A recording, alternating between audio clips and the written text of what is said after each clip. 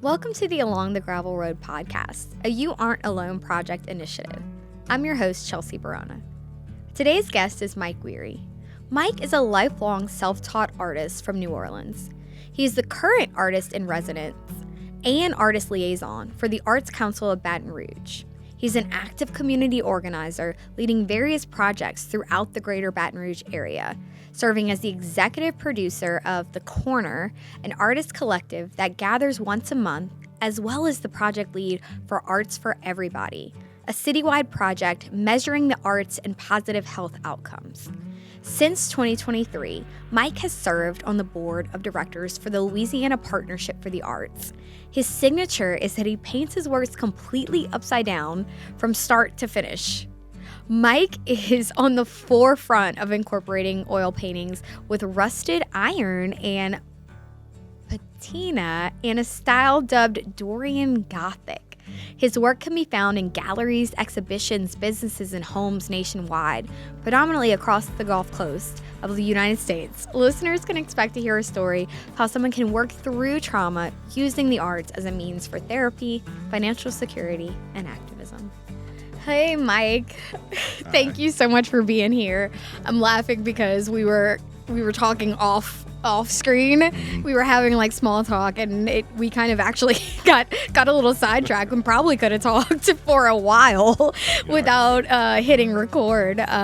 So it's weird to say like hello, like I just saw you, but hi. Thank you so much for officially being here. Hi, how are you doing? I'm very grateful for being here for sure. Thank you for having me. Yeah, of course. I'm doing really good. We just we're coming off of the live art event, so that I'm still riding that quite high a little bit. So I'm just feeling good about things. That's good. I'll probably be knocked off of that eventually, but I'm gonna take it. Yeah, and then you'll see that post later on in the year. You go, oh, that was fire. I remember that night. We need to do that again, like now. Like ASAP. Well, I know everyone's like, wait, so when's the next one? I'm like, right. In a year. Right, exactly. But I'm really excited, like I said, to have you here. So enough about me. Tell us a little bit about yourself and what you're gonna share, and then we'll go from there. Well, my name's Mike Weary. I'm an artist, to put it broadly. I'm an oil painter, to put it specifically. I guess you can call me a community organizer. I just care a lot about people. I care a lot about the people of Louisiana. I care a lot about the people of New Orleans. I'm from New Orleans. I care deeply about the people in Baton Rouge. I live in Baton Rouge. That might be kind of sporadic, but born and raised in New Orleans. It kind of sounded like poetry, to be honest. Oh, really? With you. Yeah. I'm not a poet. I'm ADD and dyslexic, so words and phrases kind of go all over the place sometimes. For me, it worked great, so maybe I am too. That's probably what it is. Yeah. Just pulling and stringing it together, I guess. But a little bit about myself. Like I said, I'm an artist. I've been doing art since I was 6. Wow. My mom worked at Home Depot, and she got me this pad and pencil to keep busy because I would just run around the store. Not a good store for a 6-year-old to just be running around. Maybe not. But didn't really want to pay for after school care and things, so she would just have me in the break room. So she gave me a pencil and a drawing pad, and I remember the first thing I ever drew and sat down and took my time to draw.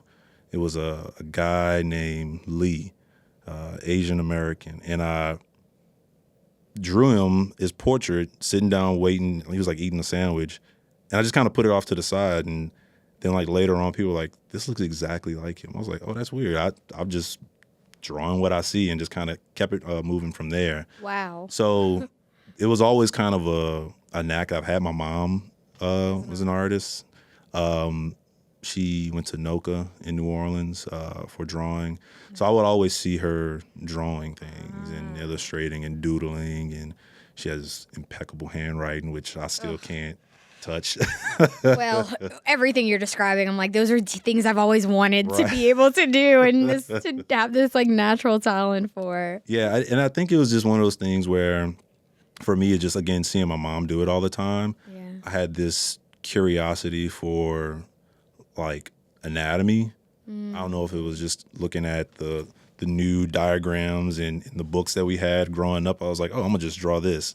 I saw the Titanic when I was young, too, and I was like, oh, I'm already doing kind of what Leonardo DiCaprio's character is doing. I probably wasn't supposed to watch it, but, I saw that scene for sure. And once I saw that and, started comparing my drawings to, like, some of my friends who drew a lot, I realized that I kind of had a knack for it. Yeah. But I didn't really, to be honest, I started painting when I was 15. Okay. But I was very self-conscious about it, I guess. Yeah. I don't know. I just, like, I would draw and paint stuff and then, like put it off to the side, or I would give it away, or I'll just, like, put it somewhere random and just kind of, like, walk away from it. I did a lot of athletics growing up, so my parents didn't really push the art, but I kind of just did it on my own. I didn't watch a lot of TV growing up, so read a lot of books and drew in a lot of my off time. I always grew up wishing I could watch more TV and stuff. I had to kind of, like, wing it when I get to school and people be talking about, like, certain TV shows. Like, yeah, I know that one. Oh, yeah, I watched that. And I'm just like, I didn't watch that at all. I know what it is. I'm learning through them. Sure. So, yeah, my parents were very strict with just school in general. And it was just, like, A's and B's and, like, not a lot of distractions and, extracurricular. So when you did paint or draw, why'd you do it? Well, early on, it was just because I could. Like I okay. said, I boredom and had nothing else to do. And then, like, just with the experiences that I had growing up really young, I felt that it was the only avenue outside of football that I could really express myself. And with football, I mean, it's just like, it was only so much I could do because there are strict rules around it. There's coaches that are telling you what to do, and that's always where I kind of butt my head in sports, was with coaches. Anybody that played football with me will tell you I was good leader. I would say I was a captain and stuff, but I had a lot of arguments with coaches. So authorities and teachers and things like that, there was always that barrier that I would put up. And I think it was just from my parents being very strict that I kind of reverted to that sometimes, Well, maybe those were the areas where you could have control. Exactly. You wanted the power because at home you had not a lot. Not a lot. And it's one of those things I talk about we were talking about, I know Cecia James, and when I saw her on the podcast, she said something that resonated with me so well. It was like, we grew up together, right? So I've been knowing her since, like, 5th grade. And she was like, growing up in New Orleans, you don't always understand the traumas that you're dealing with really until you kind of leave the environment. Yeah. And I'm saying in New Orleans, but I guess that's kind of in general, right? Yeah. A lot of the times. Yeah, and specifically just I don't know, there was a lot of just kind of I don't know what the best way to put it, but there was just kind of the relationship with death that we have in New Orleans is peculiar in a sense, to where it's very frequent. Yeah. So you become numb to it at a certain degree. And it's easy to get numb because your parents get kind of numb to it.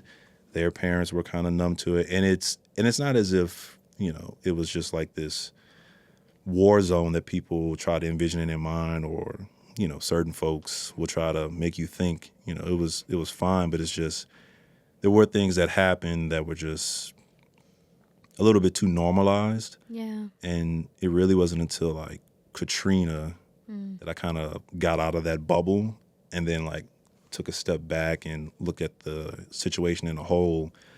And why do you think that was? Was it because the rest of the world saw it too? It was, I can be honest, with Katrina in particular, that was very eye-opening for me. mainly because, my parents taught me growing up, just about our history, specifically Black Americans, and, how we built the country and our inclusion into the country or lack thereof. Right. And when you're amongst, people that share that story with you, you don't fully understand, I guess, your place in that setup. Mm-hmm. But when Katrina came and you see how the response was to that, and you truly understand that there are the most powerful people in the world don't give a damn about you. Yeah. Essentially, that's kind of the mindset that kind of set in at a young age. I was 17. I was my senior year. And so I was like, oh, my parents were right, but it's like you have to find out through losing your home, having friends that, lost family members and, things of that nature. And so it was kind of like that shove in the face of this is reality and how are you going to move forward, kind of. Yeah. And I just remember looking at my exit, when I was in Houston. We evacuated to Houston. Funny enough, I saw Seisha on the way. We were talking about that. I was like, she was one of the last people I saw. Oh, wow. It was so odd. When I saw her again recently, she was like, you remember we ran into each other, like evacuating? I was like, yeah, it was crazy. She had a Brother Martin sweatshirt on. I went to Brother Martin. She went to Mount Carmel. But it was just seeing the exit where my house was, like complete, like the water was up to the roofs. And I was like, oh, went from I'll be home in like a week to I'm probably not going back for a minute. And so you wrestle with all those emotions at a younger age, and those things that have become normalized start to kind of stand out a little bit more because you're in a different environment. I got to Houston, and I mean, a lot of people, I guess, don't fully talk about the effect that had on the children. Hurricane Katrina, the displacement aspect of it. And, absolutely. You have, a lot of kids from New Orleans around, and Louisiana in general, just around a lot of different folks in general. And it was a lot of conflict, a lot of fights. I know a couple of people that lost their lives just over random just acts of violence and stuff like that. So again, this is just stuff you're compartmentalizing in and just going, okay. And it seemed weirdly normal at a certain point. And I just remember telling a lot of people that I knew in Houston, it was just like, some of the guys I know that are out here, we see the world differently. We come from a different environment. Mm-hmm. This conflict can get bad really quickly. And it did get bad a couple of times. So, not to get too dark, but that's kind of the road. That's important. Yeah, the road that to share. That's yeah. Almost everyone who experienced that. Mm-hmm. And it's interesting because, I mean, just like you're saying, like what I see from Katrina, I mean, it was glaringly obvious that that there was exactly like you said, that these people in power do not care about these Black communities that have built this city. It was weird. That was obvious to me, and I was in high school. Right. However, it was also what I was seeing on the news in Baton Rouge was, oh, this city's underwater.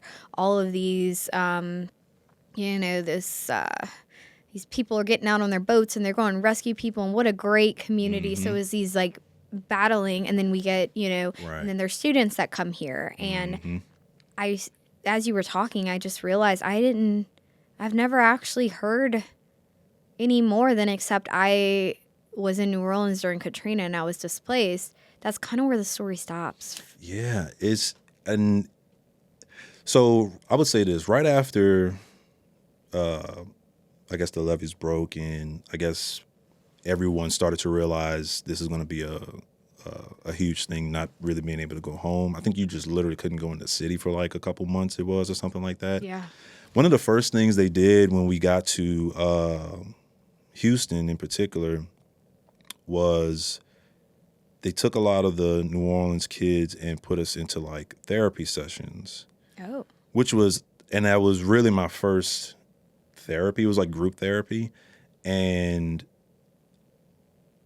it was crazy for me because I was listening to some of the stories that they were telling. Like, I had a friend of mine who lost his sister, and I didn't even know, she drowned. And I had no idea until we were talking.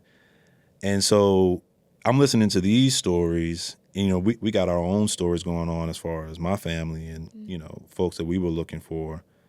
But it's just these stories aren't being highlighted. It's like I'm looking at that, I'm listening to this, and then I'm looking at the news and the media at the time, essentially just kind of brushing it off. Or I think at one point, pretty soon after, it was more focused on the looting. And it's just like people are hungry and people need things. Yeah, I'm sure people took advantage of it, but it's like people are dying. What do you expect? It's chaos. Yeah, like, what do you expect during chaos? And, it just kind of highlighted just how you kind of put folks in specific areas of a city. You deplete the resources, and then you kind of wash your hands. And then once the chaos starts, naturally, a lot of times it's, oh, look at these folks. Look at these wild animals doing these things. And it's like, it's dehumanizing. And luckily for me, I've always been like an angry person to an extent. And when I say angry, I mean, I played football, so I was taught, I guess, and coached to direct my controlled aggression. And I think that was a benefit for me because moving forward, specifically like my art, I learned to take those things and channel it into or action. It sounds like. Or action, yeah. Just either or, and just, I don't know, I guess I've seen and done quite a few things since then, just in life, that kind of informs the person that I am today, to say the least. How can it not? Yeah. Yeah. So, I guess we certainly didn't expect to, talk about Katrina and that experience. Yeah, I didn't expect to talk about it. Yeah. So, and you said you had these therapy sessions. Mm-hmm. That was your first experience with therapy. Mm-hmm. And I'll let you share a little bit more about like what that was like, but it's hard for that to really be like, oh, this was for me, when you're seeing that the world is kind of telling you we really don't care. Yeah, there's a weird guilt that sets in with that for some reason, of just like knowing, I guess for me personally, knowing that a lot of people lost probably a lot more than I did. Survivor's guilt. Survivor's guilt is like, I don't know how to really, I feel guilty sometimes about not living in New Orleans. Yeah. That's like an odd feeling because it's not like I didn't have opportunities to go back. It's not like I wasn't offered places to stay, but it's just like you can talk to anybody from New Orleans that knew New Orleans prior to Katrina as opposed to what it is today, and it's just different for some reason. Yeah. There's a good documentary on HBO called Katrina Babies, and it kind of speaks to this in particular, just a lot of the children from that time period, how they were kind of cast to the side. And it's just, he specifically speaks about how the sense of community kind of felt a shock during Katrina. I mean, we went from, it was washed away. We went from having all of our holidays and all of our, gatherings, cookouts, being like 5 minutes away from each other, which is what the things that, built me up as a person, to right after Katrina. Now I have family in Atlanta. I think some went to Arkansas, Texas. Some came back to Louisiana, Mississippi. Half my family went to. I think we had folks go all the way up to like Michigan and stuff like that. So it was just like, and still like to this day, like still live in Texas, still live in different parts of the country. And even the fact that I live in Baton Rouge versus New Orleans is still that gap of, I mean, it's an hour, but, to Louisiana folks, different. that's... Yeah, it's... those are very... that's different. That's a good far, hike. And especially, here. Yeah, and it's different. Y'all also all experience, like, that was a trauma that you shared in this specific tied to a specific place. Mm-hmm. Yeah. So I thought about what you were just saying, that shared, or there's another word for it, that large scale trauma experience of like a large group of people. I was thinking about that again right when the pandemic started. Yeah, that And I was like, this collective. reminds me of how like Katrina was, where when you have this many people, millions of people experiencing death at the exact same time, what does that do to communities? What does that do to groups of people? Massive I saw what it did to us, and I am somewhat fearful of a lot of the children that Me too. went through that pandemic stage during school, and God forbid, whoever lost family members during that time. Just how are they dealing with everything? Hopefully they're being taken care of properly and seeking some type of mental counseling and things of that nature. I know, I hope so too. And that's one of those things I think about. We really don't know. We won't know. Mm-hmm. I mean, I think even for you, you still don't really know what impact that had on you and all the other kids that were in New Orleans at that time. And I think what scares me a little bit is that there seems to be more of this collective trauma happening globally than it has before. And a lot of that is that we're now more aware of everything and very exposed connected. and Yeah. connected, which can be a good and a bad thing. Yeah. Because it's so interesting. So it impacts communities and can kind of tear them apart and shift and change them. It can also create communities from this shared trauma, collective trauma. So there's a lot that can happen from it, but there's still these individual people just trying to move through it who might not survive it, which is scary. Yeah, it is. That's why art is important. Yes. Okay. So, and this feels like a pretty big segue into the work that you're doing Right. now, which, even if there's some of these things you're doing directly in Baton Rouge, there ain't no way it's not impacting New Orleans and and Louisiana and the country, and keep going from there. Right. So your impact is still very much felt. Right. Even in these stories that you're telling. Right. Yeah, it's the work I'm doing today has really been kind of a just natural, like you said, segue into community organizing. And a lot of my art stems from my story and stories of folks that I personally know. And I try to make them as human as possible. And I try to, mentor other artists and younger artists to strive to do the same. The idea of making the art making process being your like de facto spiritual practice, your meditation, your mental. Like, yes, you should learn some of the skills that go towards that, but at the end of the day, it should be about your connection to what's in front of you and what does it mean beyond just that. So if you're creating a painting, how does it affect not just you, but also the audience that takes it in? Or not, or do you not? Like I said, I used to paint and draw for a while and just kind of put it off to the side. It was just for me, just to kind of get some of those nightmares, I guess, out of my mind and just put it out and just kind of flesh it out, I guess. Yeah, absolutely. Yeah, I mean, I think it's so interesting, this connection that art has to like our emotional selves and our being, and we have a lot of conversations with artists through the nonprofit. And from the very beginning, it was just became very clear that there's so many layers to this, or being an artist or being a creative. And the first one being that, yes, it can be this incredible tool, this incredible pathway, this incredible place to get your emotions out, to share something that is like within you that you want, others to see, or that you just want to see for yourself.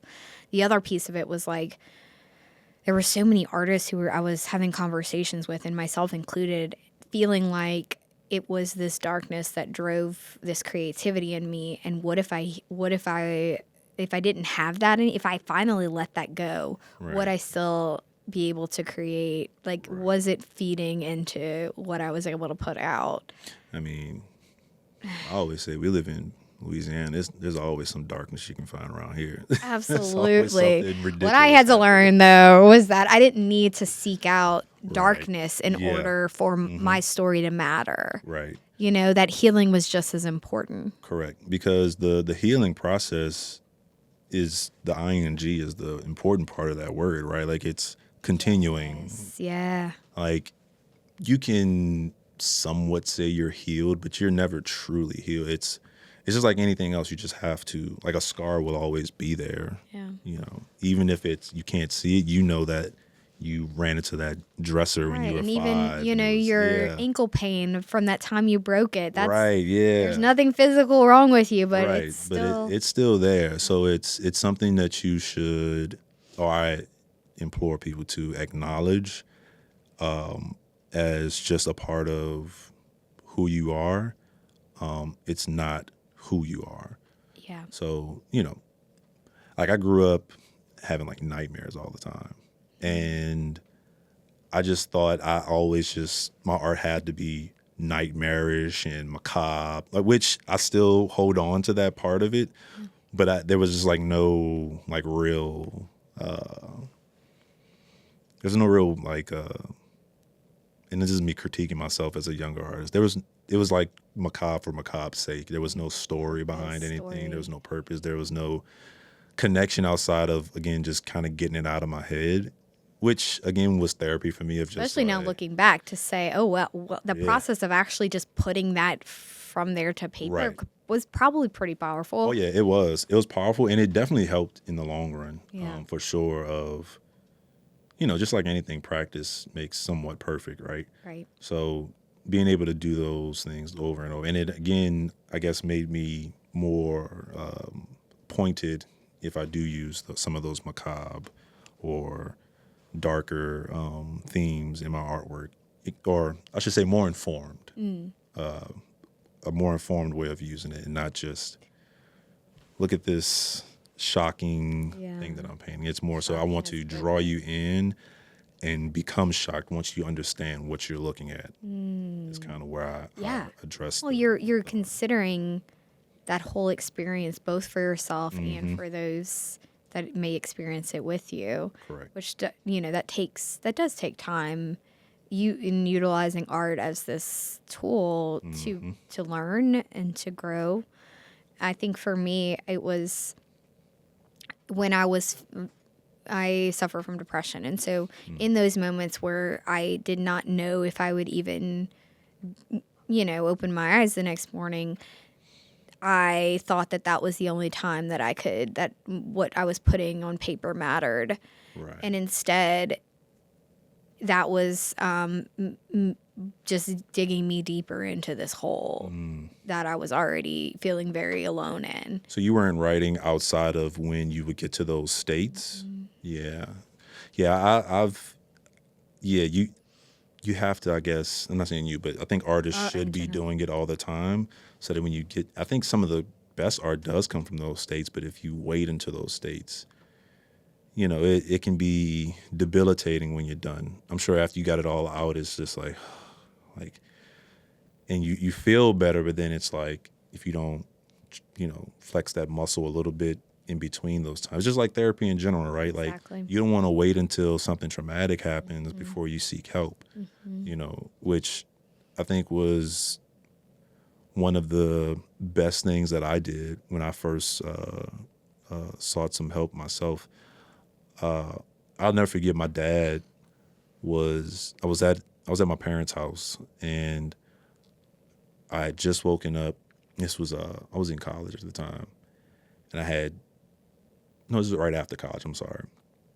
Just woken up, and I'm coming downstairs, and I had just had like a very vivid, lucid nightmare. Are you familiar with like lucid dreaming and active dreaming? Yeah. I have a lot of those. Wow. Like And, there's some times where I'll have like 3 or 4 like nightmares a week. And so I'm coming downstairs and my dad's, looking at me because I'm like disoriented. He's like, "You good?" And I'm like, "Yeah, I'm good. I just, had a bad nightmare." He's like, "Nightmare?" He's like, "You having nightmares?" I was like, "Yeah, I have nightmares like 3 or 4 times a week, like everybody else." He's like, Everybody else. he goes, "I've had like 2 nightmares in my life." Oh, wow. I'm like, "Really?" He was like, "Yeah, that's not typical." I was like, "Huh." And then, if you know my dad, he was just like, whatever, and kind of just went about his day, and I was like, okay. And I was like, that's not good. And then I started thinking about just other parts of me and how I guess how I function. And I just remember telling myself, oh, I think I need to talk to somebody because, these nightmares are very frequent. They're very vivid. I don't get good sleep. I have anxiety. When I was going to say speak to someone, yeah. they're putting you. You're basically always in a heightened state of anxiety. Always. Yeah. So I'm always anxious.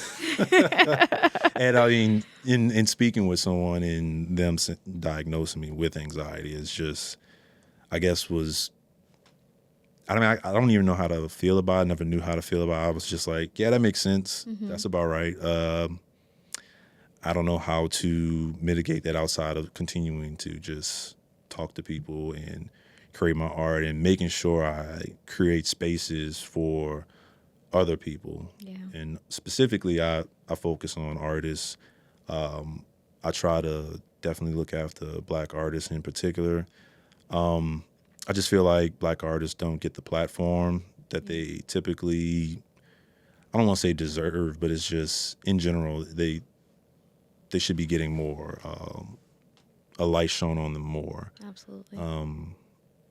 And so I always try to make space for that, and I always try to let them know that it's okay to just create for the sake of creating. It doesn't have to be a monetary pursuit. That's another one. Giving a lot of times, especially if it starts to, this is your livelihood. Giving someone permission that what you create can be just for you. Yeah, it's okay to gatekeep some of your work. Absolutely. I gatekeep a lot of stuff. Yeah. I'm just like, oh, this was too personal. I'm gonna just put this over here. Yeah. I'm not gonna This sell is that. for me. Yeah. Yeah, there's a ton that I just push off to the side. They're all just sitting in my house. My wife's probably like, you got too much crap in here. But overall, I do try to create from just a pure place of what story do I want to get across, what's my audience, and how does it make me feel to create this. And so I usually write a lot, prior to, and just write out exactly how I want the painting to go. Since I lucid dream so much and have nightmares, I've learned to turn those nightmares into like painting sessions. It's very weird. And no, it doesn't really make a lot of sense to a lot of folks, but I'm usually doing some type of art, and it's just usually to try to divert from. Well, that's a tool. That is a tool, Yeah. A lot of times, or at least from what I've heard, I've had a few instances of those like pretty intense nightmares. And so from what I've heard from like mental health professionals and things, is a tool that lucid dreaming is sort of the tool to try and take back control. That makes sense. Yeah.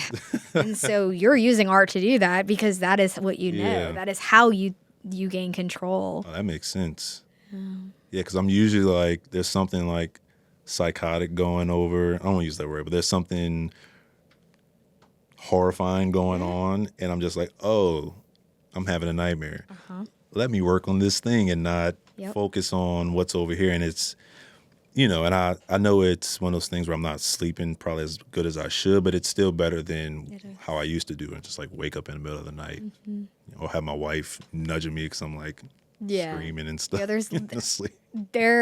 because there's a limit to, we don't necessarily understand dreams as well as we could. I know, right? That there's only so much, that you can do. But it's probably, I would imagine, like the more that you start to do this work and become more self-aware and start to, grow in that aspect and keep healing, the more that you have that control in those areas. And I can't say it'll ever go away. I don't know. Who knows? I'm used to it now. And that's a difference. That's a difference. But I do want to go back to saying, like, number one, your dad looked at you and said something's not right. And number two, he actually was the one to tell you that's not normal. Yeah. What if no one ever did? I know, right? I would have never called anybody. Like, and that's why I say I always think about it, because it's just like so random. And if my life had been, I've been having those nightmares probably since I was like 10, probably earlier if I can really remember. But like, it was just always what it was, and I just thought it was just normal. I'm sorry, right? People just have this all the time. Someone tells us. Until someone was just like, "Hey, that's not good." Yeah. And then that's all it takes sometimes. Yeah. To at least acknowledge that someone is not behaving in a typical fashion, and just acknowledging it is, I think, extremely important. And that's what those conversations are usually about. I've had sit downs with groups of artists, and they'll just start spilling their soul. Yes. And I'm just like, it's okay if you need to go seek help or call somebody. Like, there's nothing wrong with that. There's nothing weak about it. You might feel vulnerable, but feeling vulnerable can be good sometimes.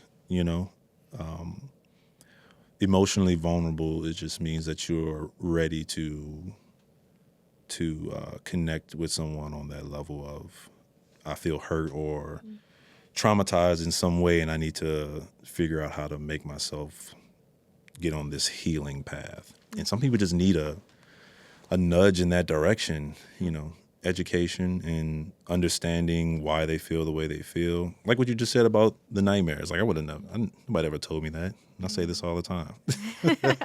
Nobody ever mentioned that to me, that part of it. So, having conversations, and I try to be as authentic as possible so that giving people, sometimes just sharing your own, like being a little bit vulnerable gives other people permission to do the same. Yeah. And, something that's been really important in the work that we're doing is creating those safe spaces for people to have those conversations. And that's something where it's like, if anything tries to interrupt that, I'm very protective over these spaces, because if we don't create them, they do not exist. Nope. They don't exist, and they should exist. Of course they should. You think it would make the most sense to have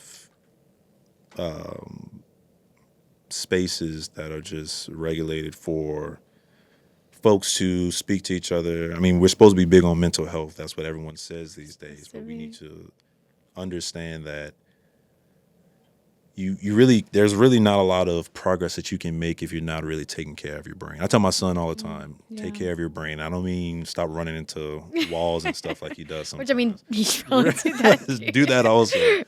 But just take care of your mind, which means talk with me. Like, sit down with yourself and do nothing for like 5 minutes. Like, meditation isn't, sitting there and saying all these mantras, or it's sitting with that nothing and blanking out, and when thoughts come in, getting rid of your thoughts. Like, sitting with nothing for a certain amount of time, and that helps you, number one, understand what thoughts are coming in, and then take them, unpack them, and then again just leave them alone and sit with nothing and just breathe and just be with yourself in a quiet space. And that, to me, is one of the more beneficial aspects of meditation. And that, to me, that's how painting, I guess, comes about for me also. It's like I get to a certain spot where I'm just not really thinking about anything. Like, I paint upside down, so I'm not really focusing on... We'll talk about that in a minute. So, to that is, I'm not really thinking about it at a certain point. Like, I have it mapped out, but then it's just like, all right, I'm kind of just not... I'm trying not to think about it too much. Is it instinct? Is it a whole nother... I think it's instinct. How do you do that? I don't know. So I'm most likely dyslexic. I've not been diagnosed for it. Yeah.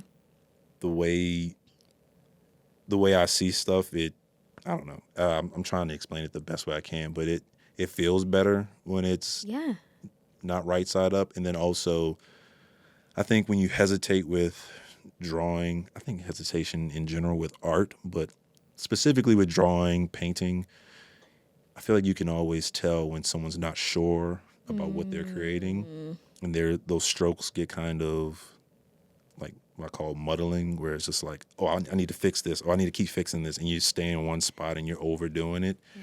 You know, people try to understand why some art that looks so simple looks so good. It's because that artist was very sure about what they did. You ever follow that guy? He's a big Instagram artist named Mr. Doodle. You got to look him up.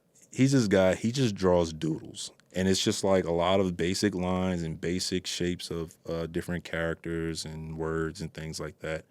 But his thing is he uses a lot of markers. And it's just very direct, very sure, and it comes out to these huge, it almost looks like the walls in here, where it's just these big mosaics of all these different patterns. And he'll show you the whole process, and he's not sitting there focusing on one thing for like 10 minutes. Wow. It's just like he'll cover a whole wall in like a couple minutes, and it's just a lot of direct strokes, and it makes a lot of sense. That was the first time I've ever heard someone accurately describe why pieces of art, you know, some of those, the simplest pieces of art can be so powerful. Like abstract art, I cannot do that. I really respect abstract artists, because not only do you have to be extremely confident in where you're going, you have to be extremely confident that where you're stopping. It's like, okay, that's it. I have trouble. That's where I have trouble, the stopping. Yeah. I have trouble. Because there's no clear stop, you know? It's in your mind. It's only in your mind. And then you're wrestling with the audience's perception of what is good art. But there's no real definition of that. Art is more about the artist than it actually is the art that the audience is consuming. Right. So if that artist is extremely unsure about their art making process, it's going to show in the art, which means they're probably not that very, very sure about themselves. And it's hard to communicate with someone who's unclear about the way the point that they're trying to make. Yeah. You know, if we're sitting there having a conversation and I'm stuck on one sentence trying to get you to understand exactly what I'm talking about, and I've explained the same thing 17 times, you know, then it kind of gets muddled and we're lost in translation. But if I just tell you a sentence and I just say that jacket is rust and just move on from there, then that is what it is, and we can, create from there. I like that a lot. I don't want to, definitely don't want to end without talking specifically about the work that you're doing right now. Yes. You're doing so many things, so I'm just going to let you talk about them. Yeah, I do way too much sometimes, but it's all hopefully for a good purpose.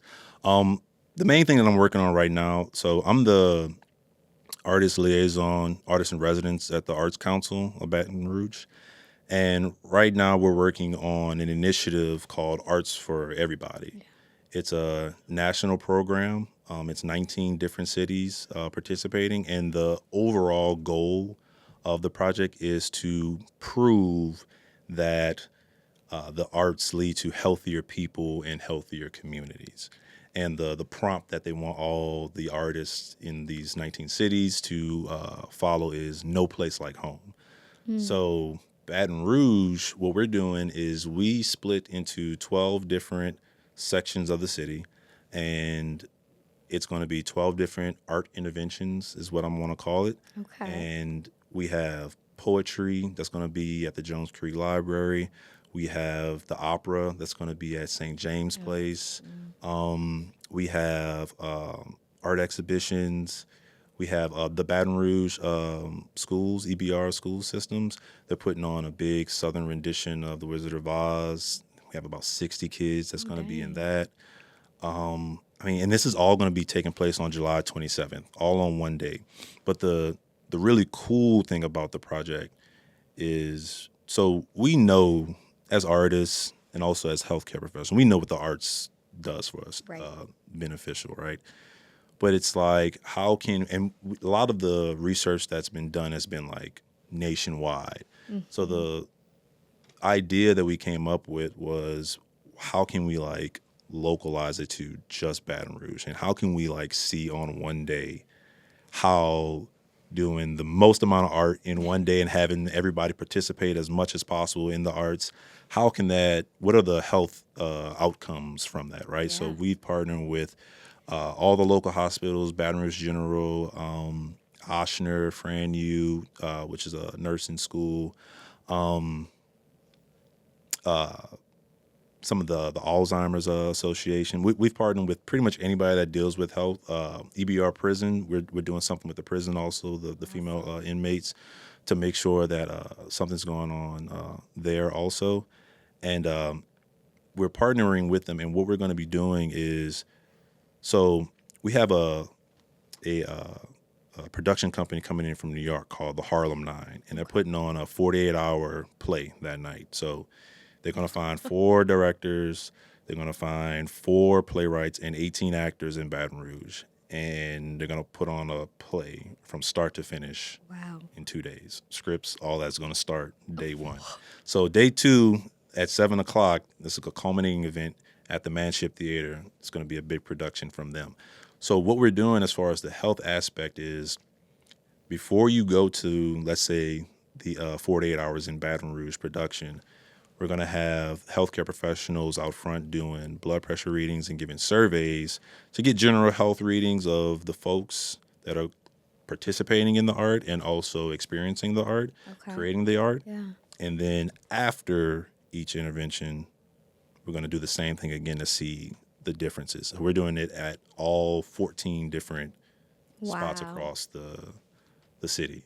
So it's I going to be can't wait to see those results. Yeah, me too. Yeah, it's To going have to like be that tangible, because a lot of times when it comes to art, it's very qualitative instead of, but that's going to be something like, and it's across the city, and and it's a you see wide the direct demographic too. correlation. Yes. Because we have St. James Place is the senior living, and there's a couple folks that have Alzheimer's. There's a couple folks that are just in their 80s or 90s that participate in the arts. They have a new art studio there, and they're going to be experiencing the opera. So we're just going to see how the Opera Louisiana, is going to. When you say gonna for do that. everybody, truly. No, it's literally for everybody. Truly. From the children.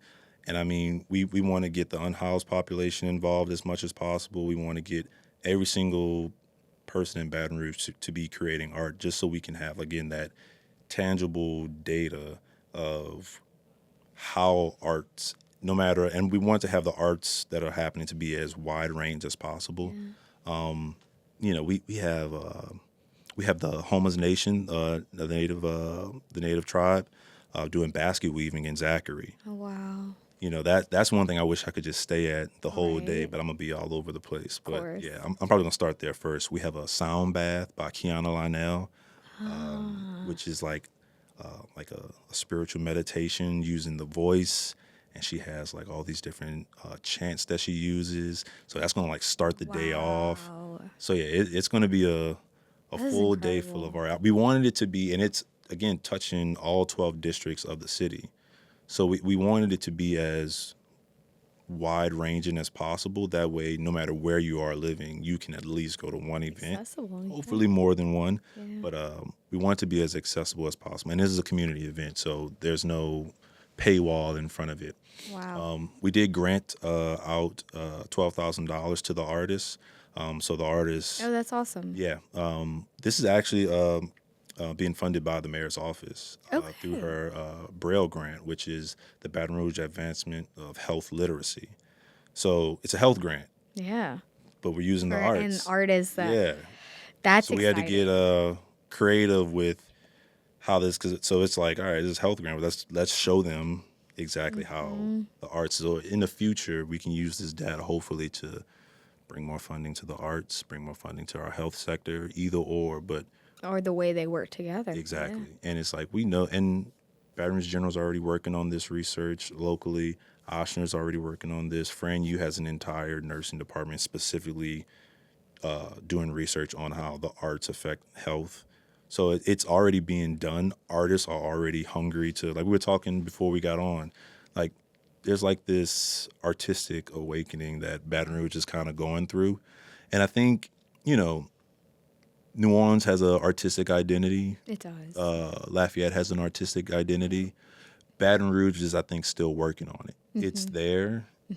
And the identity artistically of a community has to come from the community. Yeah. It has to come from the people. You can't just one day, just say, oh, we're this type of town and just Right. talk it into existence. Like, it has to come from the people and their experiences. And the prompt being no place like home, it gives artists the opportunity to just talk about where they're from. Here, yeah. It's very broad for a reason. It's like, And it talk about where you're connects from. artists in a way that I think, what I've seen here in Baton Rouge historically is a lot of siloed opportunities for artists. Exactly. And my getting into it, building this nonprofit that's sort of built on this artistic expression and getting to work with all of these incredible artists, that became pretty clear that we can't do this without that connection of all of us, of this artist network Right. working together. Correct. Having the support and the resources. Support and resources is the name of the game.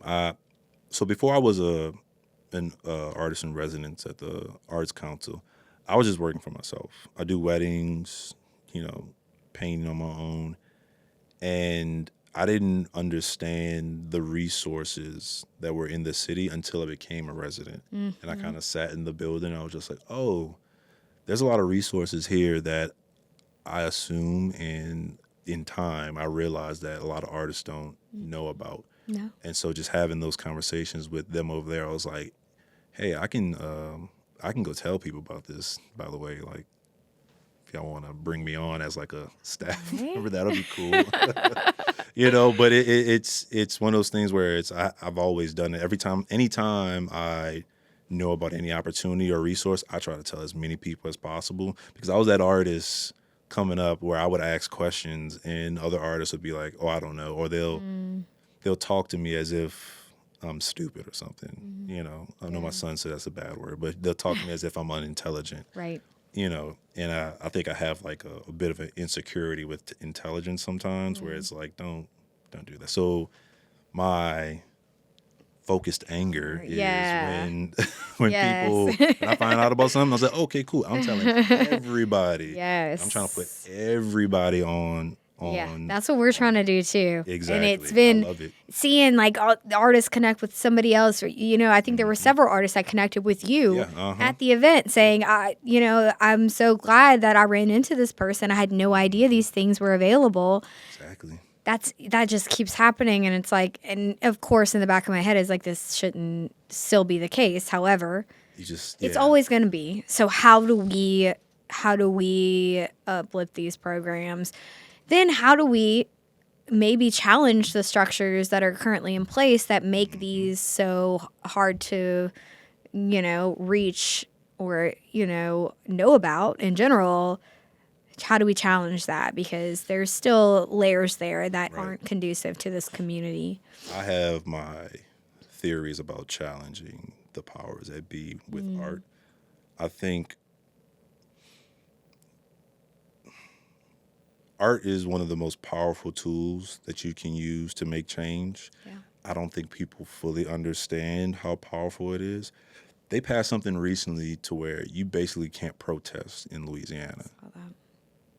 So what else are you to do as an artist but to put your frustrations with the folks that are stifling your resources and your opportunities, put their feet to the fire with your art making. And I'm a painter, so mine probably won't come out as, as loudly as someone else. You kind of have to be in the room to see my art. Sure. But some of these poets, some of these orators, these musicians that we have in Baton Rouge, Yes. say what's on your chest, Yeah. and say it loudly, and you'll be surprised just how much of a change you can really make just by voicing it, even if that means, because I mean, if you just look at the history of protest, a lot of the the expression that came out of those times were very powerful and very poignant, and that's really what kind of, had made the through line into present day, right? We think about like civil rights movements, like we think about, Nina Simone during that time, like singing the way she sang. Like, have you ever heard a song Mississippi Goddamn? No, I don't think so. Listen to that, Okay. and she's basically just complaining about. Let me rephrase it. Not complaining. She's speaking to the powers that be about living in the South. And it's extremely raw. It's extremely direct.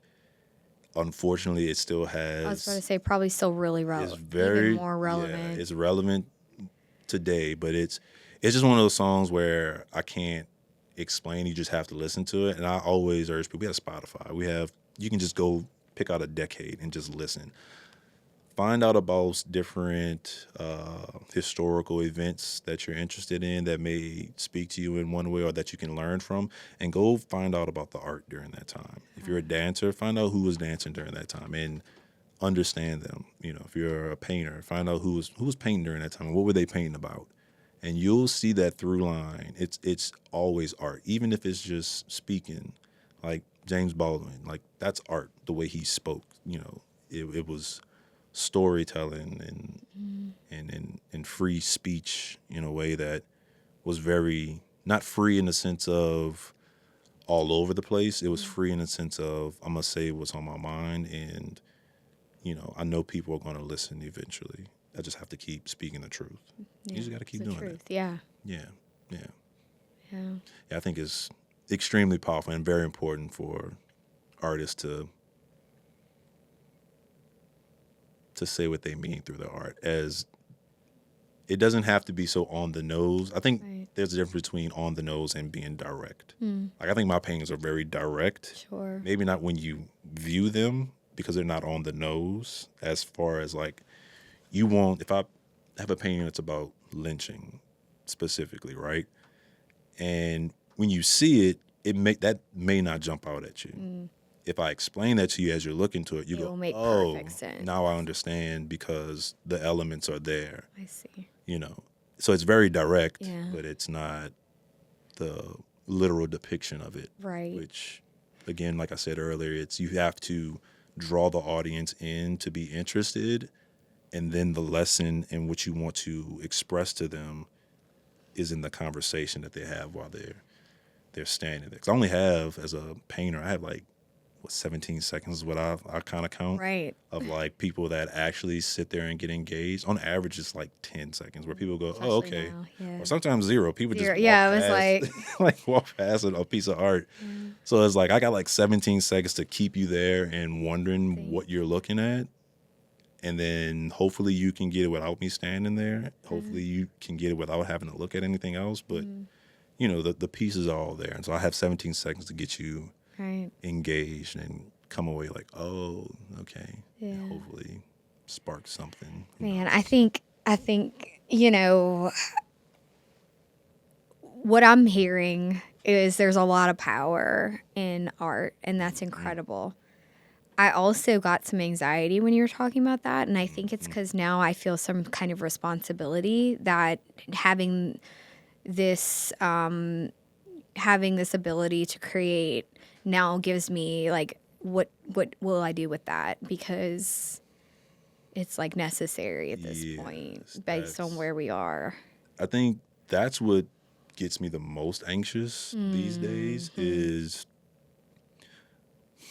understanding where we live and understanding, to be frank, we have specifically politicians that dehumanize the people of the state.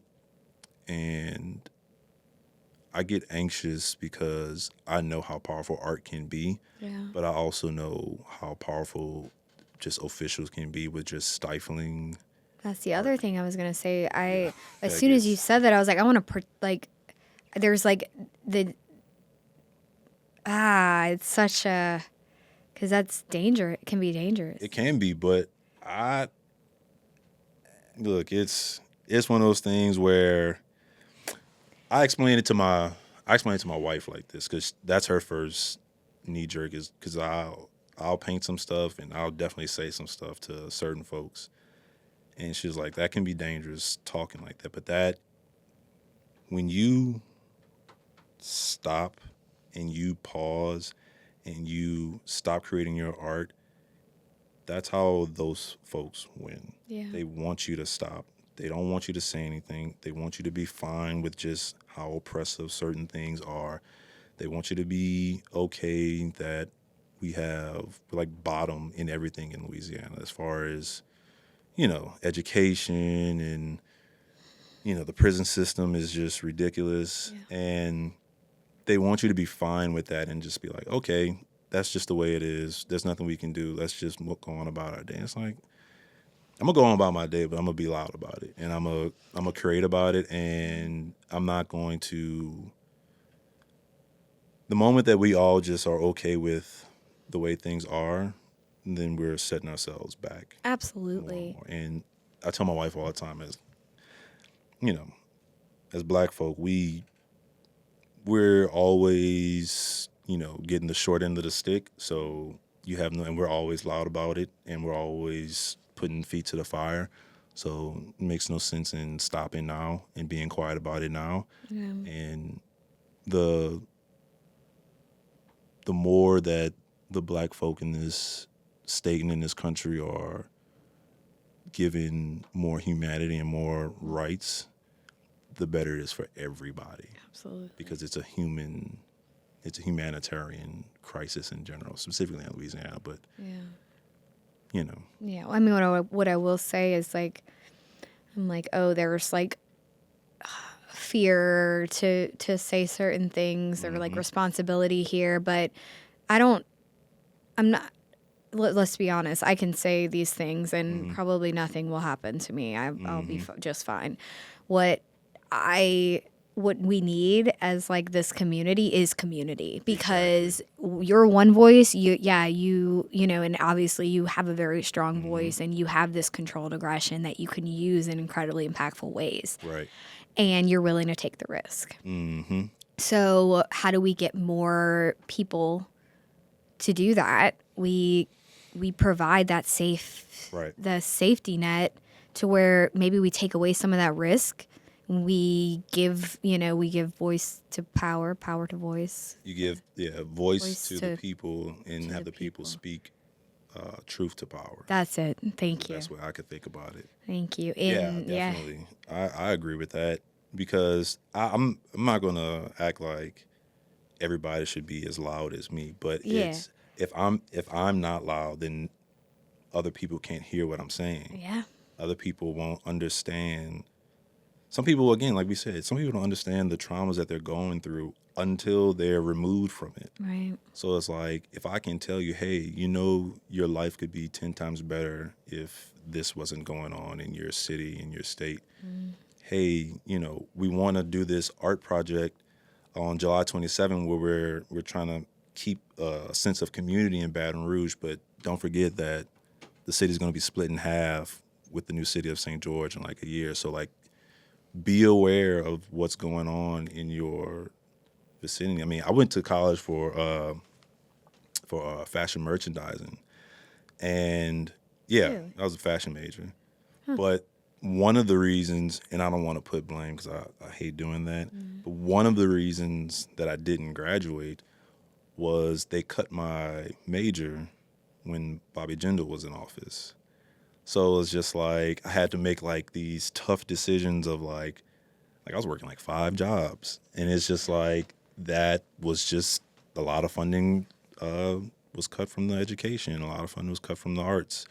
So, Right. I mean, if you have, you having this affects you. platform to be able to inform others. So a lot of times, just like we were talking about, there's so many people who, they know something's wrong, like not right. But they can't put a finger to Yeah, it. right. And when you can't, you kind of feel like you don't, you feel, there's a word and it's not coming to me. Alienated. Yeah. And like, there's nothing you can actually do. You're right. And I say it all the time. My parents used to say it, and I say it to folks I talk to. It's like, when we talk in politics, it's, you may not care about politics, but politics cares about you. And it's very true because it's, I'm not even going to sit here and claim as if I'm like this political pundit guy, but it's just like, I live in a society where politics governs the way I move around. You have to be aware of that. And one of the best ways, I would say for me personally, one of the ways that I learned a lot about just my surroundings and being involved is from like rap music. I would just listen to rappers talk about certain things, and I'm like, oh yeah, that makes sense. That makes sense. Oh yeah, that does make sense. Through art, look at that. Through art, that's what I'm saying. So absolutely. It's like those, you don't have to always, like people assume, I guess, maybe that you have to major in something or pick up this text that explains these. Like, no, just listen to the folks around you. There's people around you that know exactly the inner workings of your immediate surroundings. I would say to any artist or just any individual in our community, you have way more impact than you think you do. Specifically, like if you're in Baton Rouge, you have a lot of impact on Baton Rouge. You really do. You may not think that's you a do, difference even between here and New Orleans. I feel like the impact of an individual. Yeah, especially in Baton Rouge. Yeah, it really can, because I mean, it's, I don't know, it's just, and I'm saying this and I'm not hesitant, but it's just, I keep thinking about what we were talking about, just the education sometimes is so poor to where that's the easiest way to let people know exactly how they can be more involved. So the only thing you have after that is the art and just trying to communicate with as many people as possible. Yeah. Because you got to have people motivated to do so, and people aren't going to be motivated unless they feel like it affects them. Yeah. Because you can tell them that it affects them, but they have to feel, you have to feel it. And that's the thing that art can do that most of the other things we navigate through can't. Yeah. Yeah, like my teachers would tell me stuff all the time. My parents told me stuff all the time. I didn't listen to a lot of that stuff, but it was listening to like Lupe Fiasco, and it's like, okay, that paints a picture better for me than anything else. And even if it was just him mentioning like Cornel West, and then it's like, oh, now I know who that is, and now I can do more research. I can pick up a book if I wanted to, or whatever the case may be. Yeah. And this social media, like, just, I would just say, get involved in any type of art organization. And as an artist, I think in Baton Rouge, you have a lot more impact than you think. You have a lot more impact than you think. Yeah. Especially with your poetry and your writing. You got up on Friday. I was proud. There's two things. So I was very proud of that. I respect anyone that can get up in front of an audience and bare their soul. It is extremely hard to do. Another thing, I just wanted to say this before I left. I was talking with your dad all day on Friday. Your dad is so cool. Your dad's name is Mike, so that was the first thing. So he was holding my ladder the whole time, Mike and Mike. And he told me something that, I don't know, it was simple, but I don't know why, and I guess it's the artist in me extracting extracting something out of nothing. And he was like, yeah, I asked him, I thought he was an artist, honestly. I was like, oh, you're an artist? And he was like, oh, no, I'm helping all my daughters, and I said, oh, okay. And he was like, yeah, I got 2 daughters, and I got a toolbox because I got all my tools, and I came to help. And if you got 2 daughters, you always got to have your toolbox. And I said, I have a daughter, and I feel like there's something about that fit, like literally, of just having to make sure that you're there to fix him, but just always having all the tools as a person to make sure that your, specifically his daughters, are good. So I was just like, huh.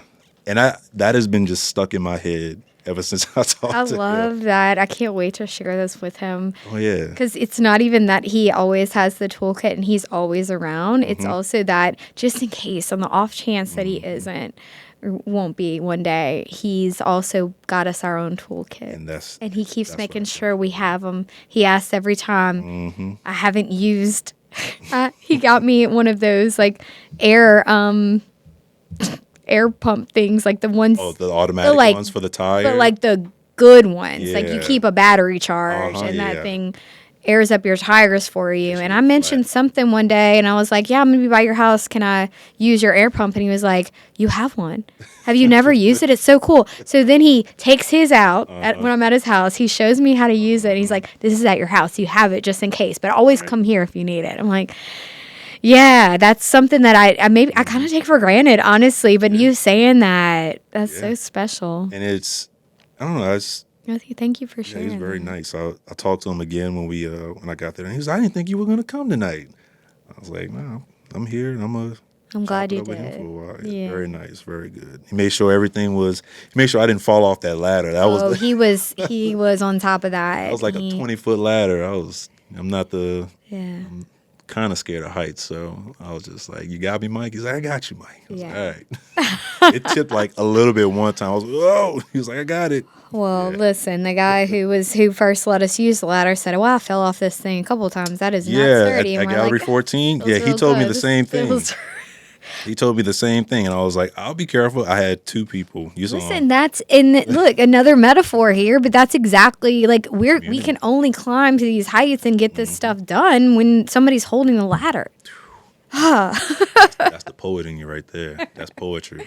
That's poetry right there. Life imitates art, you know. Yeah. And sometimes art imitates life, but it's mainly art imitating life for sure. Yes, indeed.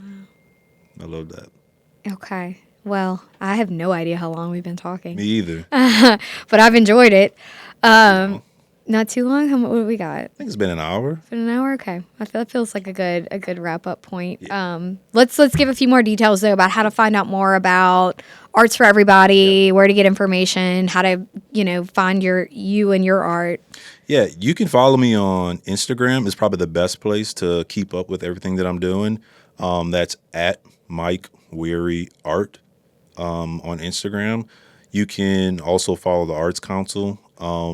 If you're in Baton Rouge, you should be following the Arts Council. Yes. Again, they have a ton of resources. They're a local nonprofit that they're basically just like an artistic hub. Mm-hmm. They kind of know everything that's going on. They have their hands in everything that's going on. So, and that's Arts Council BR on Instagram, probably the best place. We share a lot of each other's posts. And then you could also go to artsforeverybody.com to get more information about the project. Even if you're not in Baton Rouge, again, this is a national project. One Nation, One Project, built off the research done by Dr. Jill Sonk at Florida State University. That's just defining what arts participation is and how it affects health. So it's a big project. But outside of that, follow me on Instagram. I do a lot of painterly things. I do a lot of weddings. I paint at weddings, which is like my weekend thing. It's probably one of the most interesting things that I do. That's got to be an experience. I have no idea what I'm painting until I get there. Wow.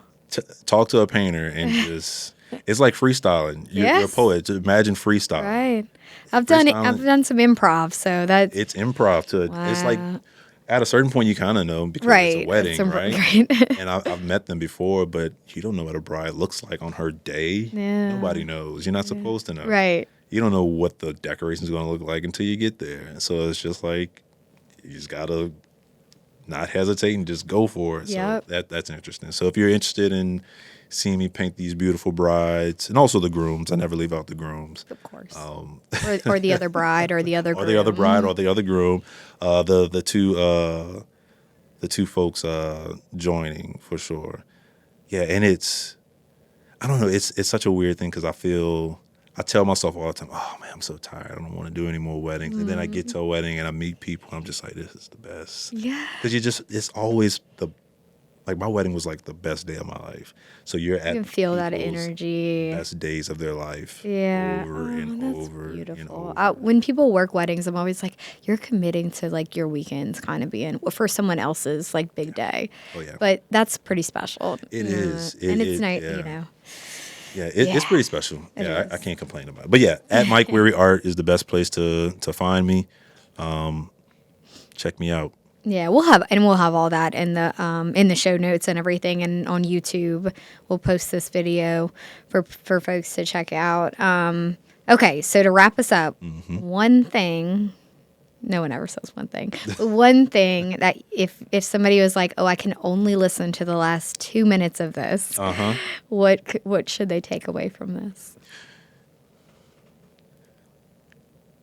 You should take away as a listener that you are extremely important, you are extremely valuable, but also you're only as strong as the community around you.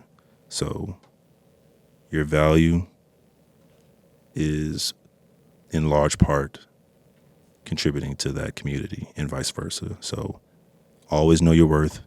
And I will always tell people to know thyself is kind of my mantra. The more you know yourself, the more you can walk this life in confidence and without hesitation. Yeah. Love. Thank you so much. No problem. I hope that wasn't too gravelly. Wasn't too late night talk show host guy. I thought it was nice. I thought it was good. It was nice. A nice, like, I don't know, period at the end of the sentence. Moods. You did kind of, yeah. It was very smooth. Like listen to a lot of falling asleep slow over jams. here. A lot of slow jams growing up. Favorite. 98.5 mellow moods. My sister always says, like, why are you listening to all this music that's gonna put you to sleep? I'm like, it just feels good. Yeah. Like, it just makes you feel good. Just get real low, mellow. Yeah. But like when I match people's energies a lot of times, so when you start doing that, I'm like, yeah. Yeah. And I do that with my son a lot. I'm just like, hey bud, hey man, you doing a lot right now. I try to do that to my dog, but it doesn't work. I have a hype dog too. It's like, hey, you're doing a lot. It's a lot of energy. You're making me tired. You're making me tired. You want to chill out a little bit? Okay, come here. Give me a hug. Let's sit down for a bit. Get real low and real close. Yes. Yeah. My son's something else. I didn't even talk about him. Jeez. Oh, you I have a did. son and a daughter. Yeah. You talked a little bit about your daughter. You brought up Oh, yeah. Yeah. Me and Mike's connection. And Ezra. My Ezra. Yeah. Special. Very special. Very intelligent. That's probably a whole nother podcast right That's a there whole- is having kids and how that He's a 4-year-old and he's reading. seems early. I don't have kids, so it's hard for me to like. It's fairly early. He's one of those. See an artist. Oh yeah. Yeah. So cool little tidbit. A lot of the texture in my paintings he does.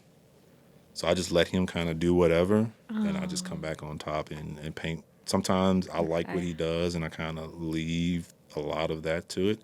Sometimes I try to guide him in a certain direction. Yeah, he's got his own brush. We go there. Since my daughter's been born, she's a little over a year. We haven't been going as much, but she's due to get her first brush and do some tag teaming with both of them painting. So yeah, he's a little artist. Yeah, he can draw. He's got a little bit of talent, but he's one of those show him one time. Yeah. He's got it. Wow. It's great. Like, I think for me, seeing like my friends with their kids and everything, and when we get to do programming with kids, it's like I'm just like reminded of how special like it is to be a kid and how we still can do that. Like there's just this special reminder of like life can just be pure fun. It can be pure fun, and I got back to that when I started painting like just full time, I really believe in just, it's like as heavy as I can get. I really believe in focusing on just being fun and enjoying it, because Joy, things can like be so bleak. real Like, joy. you see my shirt? It says macabre with BR in it. So it's like things can be bleak, but it's just like you gotta find the joy, and children are the best at just being ever so joyful. So you have to make sure that you keep those kids happy. Don't let them do what they want to do all the time, but Of course. let them have fun. Yeah. Let them have fun. And then, like, make sure your inner child knows that it's okay for you to do the same. I will. I'm gonna stop with this because I know I could talk all day. Are you a X-Men or a comic book fan at all? I do like the X-Men. I didn't do comic books, but I have since I started from the beginning. Yeah. Oh, really? The old series? Oh no. Okay. The movies. The movies. Okay, so I was in like middle school or elementary school. Yeah. Me and my son have been binging all the X-Men, and we watched the old animated series. Oh, and have yeah. the new animated series, which starts right after the old one. The old one ended in 1996 or 7, and this one starts off right there, but it's a brand new show. Oh, that's Like cool. some of the same animation. It's so good. And it was like the first time I think me and my son like watched something and we were both like children to an extent. Yeah. So I was like, oh, because I'm like, This remembering is your child. You're the right, child it was here like now Saturday too. morning, Yeah, so your it was child Saturday is like, morning yes. cartoons. And I'm like geeking out and Oh getting my excited by all God. these characters I grew up with. I And my love son's that. doing the same thing because he's growing up with it too. Yeah. You know, he's watching it. And I just remember sitting there going like, wow, we really are fully invested. A 4-year-old and a 36-year-old man fully invested in the same characters. We're not so different. Yeah, we're not so different at all. That's something. I love Made my that. weekend for sure. Yeah, I love that so much. Grab some water for sure. All right. Okay, we're gonna officially let's wrap this thing up. But this was really great. Thank you so much. For sure. And we'll definitely be. I think we'll be doing some stuff together Oh. real soon. And thank you all for listening.